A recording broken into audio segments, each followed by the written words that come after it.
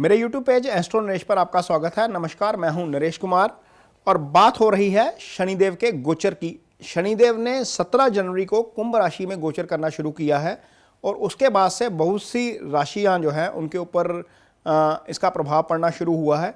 लेकिन इस प्रभाव में अब थोड़ी सी कमी आनी शुरू होगी क्योंकि शनि अस्त होने जा रहे हैं। शनि जब सूर्य के 15 डिग्री बाएं या 15 डिग्री दाएं होते हैं तो वो अस्त हो जाते हैं। सूर्य फिलहाल मकर राशि में गोचर कर रहे हैं और मकर राशि में जैसे ही 16 डिग्री सूर्य का गोचर होगा वो शनि को अपने प्रभाव में ले लेंगे, क्योंकि शनि फिलहाल अभी 1 डिग्री के ऊपर ही गोचर कर रहे हैं। शनि 1 डिग्री 1 महीने में चलते हैं, सबसे स्लोएस्ट मूविंग प्लैनेट है। जैसे ही वो सूर्य के प्रभाव में आ जाएंगे उनका अपना अस्तित्व जो है वो खत्म हो जाएगा और वो अपने अच्छे या बुरे दोनों तरह के फल नहीं कर पाएंगे। चाहे किसी पर 7.5 चल रही है, चाहे किसी पर ढैया चल रही है, या आपकी कुंडली में जिन 2 घरों के स्वामी हैं शनि उसके फल नहीं कर पाएंगे। इसके अलावा शनि उन चीज़ों के भी फल नहीं कर पाएंगे जिनके वो कारक तत्व हैं।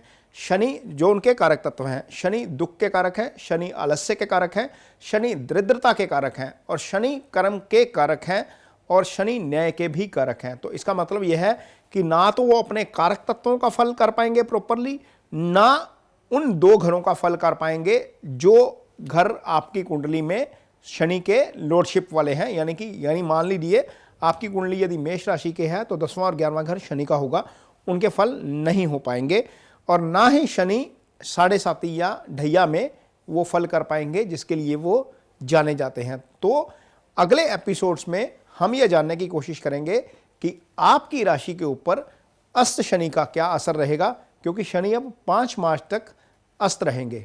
बात हो रही है शनिदेव की अस्त स्थिति की और आज बात करेंगे तुला राशि के जातकों के लिए। तुला राशि के जातकों के लिए शनिदेव योगा कारक ग्रह होते हैं। योगा कारक इसलिए क्योंकि शनि की मकर राशि जो है वो 4थे भाव में होती है, ये केंद्र का भाव है, और शनि की 5वीं दूसरी राशि यानी कि जो कुंभ राशि है वो 5म स्थान में होती है और ये त्रिकोण का भाव होता है। जब कोई ग्रह एक केंद्र या एक केंद्र और एक त्रिकोण का मालिक हो जाता है तो वो योगा कारक हो जाता है। योगा कारक वो ग्रह होता है जिसकी दशा या अंतरदशा में आपको बहुत अच्छे फल मिलते हैं। यदि आपकी कुंडली में शनि की महादशा या अंतरदशा चल रही है और फल अच्छे मिल रहे हैं तो इन पर अब 1 महीने के लिए ब्रेक लग जाएगा, क्योंकि शनिदेव अस्त हो गए हैं और 5 मार्च तक ये स्थिति रहेगी। उसके बाद ये फल देखने को मिलेंगे। अब योगा कारक ग्रह इसलिए है क्योंकि ये दोनों ही शुभ भावों के स्वामी हैं। 4था भाव सुख स्थान होता है। लाइफ की जितनी लग्जरी आती है, मकान आता है, आपके पास गाड़ी आती है, जिस चीज़ को आप एंजॉय करते हैं, आपकी संतान यहीं से है, मीन्स जिस लाइफ में जिस चीज़ से आपको सुख मिलता है। हालांकि संतान 5म से आती है लेकिन 4था भाव सुख स्थान का होता है। हर चीज़ का सुख आपको 4थे स्थान से ही मिलता है। आपकी मदर का भाव जो है वो 4था भाव होता है। आपका 5म भाव आपके ज्ञान का भाव होता है। हायर एजुकेशन हम यहीं से देखते हैं। स्टेट ऑफ माइंड आपका यहीं से आता है। संतान आपकी यहीं से आती है। आपका इजी गेंस यहीं से आता है। तो ये भाव कुंडली का बहुत इंपॉर्टेंट भाव होता है। 9वें भाव के बाद ये दूसरा सबसे शुभ भाव होता है कुंडली का। जब शनि के पास इन 2 भावों का स्वामित्व होता है तो शनि अपनी दशा अंतरदशा में यहाँ पर बहुत अच्छे फल करते हैं। तो तुला राशि के जातकों के लिए इन दोनों भावों के सिग्निफिकेंस अब नहीं रहेंगे, क्योंकि शनि अस्त हैं और शनि इन चीज़ों को नहीं कर पाएंगे।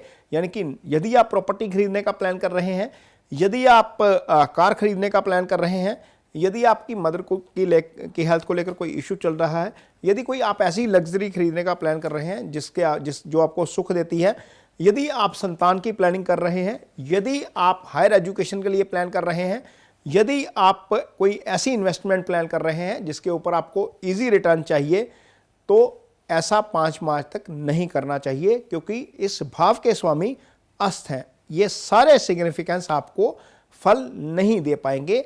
ये स्थिति आपके लिए रहेगी तुला राशि के जातकों के लिए शनि के अस्त होने के कारण।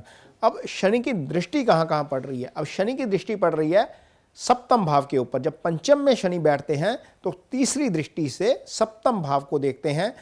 तीसरी दृष्टि जब 7म भाव पर पड़ती है तो वो शादी वाले भाव को डिस्टर्ब करती है। यानी कि तुला राशि के जो जातक सिंगल हैं, जिनकी कुंडली में शनि ने शादी में व्यवधान पैदा करना था, क्योंकि शनि डिले के कारक हैं, वो अब व्यवधान 5 मार्च तक नहीं होगा। इसका मतलब यह है कि शादी का योग बन सकता है शादी हो सकती है। 5 मार्च से पहले अड़चने खत्म हो सकती हैं। 5 मार्च के बाद फिर वही स्थिति आ जाएगी, शनि उदय होंगे, शनि की दृष्टि एक्टिव होगी, फिर वो सारी चीज़ें दोबारा से हो जाएंगी।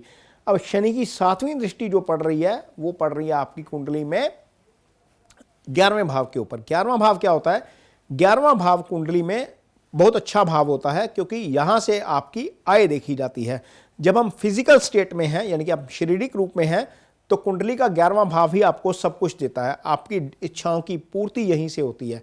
फ्रक्टिफिकेशन ऑफ डिजायर्स, यानी कि 11वां भाव आपको इच्छाओं की पूर्ति देता है, आपको आय देता है, आपको पदोन्नति देता है, एलिवेशन यहीं से देखी जाती है। तो ये भाव, इसके ऊपर जब शनि की दृष्टि पड़ती है तो यहाँ पर अड़चने पैदा होती हैं। शनि डिले करवाते हैं हर चीज़ को। इसका मतलब यह है कि जब 11वें भाव से शनि की दृष्टि हट गई है तो ये सारे भावों का फल, ये सारे सिग्निफिकेंस का फल जो 11वें भाव से आते हैं वो आपको मिलेगा। यानी कि आय में लेकर कोई दुविधा नहीं रहेगी। यदि आप प्रमोशन की वेट कर रहे हैं तो वहाँ पर भी आपको मिल जाएगी। यदि आप किसी चीज़ की वेट कर रहे हैं, डेस्परेटली आपको इच्छा है किसी चीज़ की, तो वहाँ पर भी आपको इसका फल मिल जाएगा। अब जब शनि बैठते हैं पंचम में तो उनकी 10वीं दृष्टि जाती है दूसरे भाव के ऊपर, यानी कि आय भाव के ऊपर भी शनि की दृष्टि और धन भाव के ऊपर भी शनि की दृष्टि। दूसरा भाव आपकी ईटिंग हैबिट्स का भाव है, आपके सर्कल का भाव है, आपके जो है कुटुंब का भाव है। यानी कि अब शादी वाले घर के ऊपर भी शनि का प्रभाव नहीं है और कुटुंब वाले भाव के ऊपर भी शनि का प्रभाव नहीं है। तो इसका मतलब यह है कि वहाँ पर भी रिलेशनशिप, यदि कोई प्रॉब्लम चल रही है, यदि आप मैरिड हैं, तो वहाँ से शनि की दृष्टि हट जाएगी, यानी कि अब वो प्रभावी नहीं रहेगी। धन भाव के ऊपर भी शनि की दृष्टि अब प्रभावी नहीं रहेगी। आपके बैंक बैलेंस के ऊपर शनि की दृष्टि प्रभावी नहीं रहेगी और आपकी ईटिंग हैबिट्स के ऊपर भी शनि की दृष्टि प्रभावी नहीं रहेगी।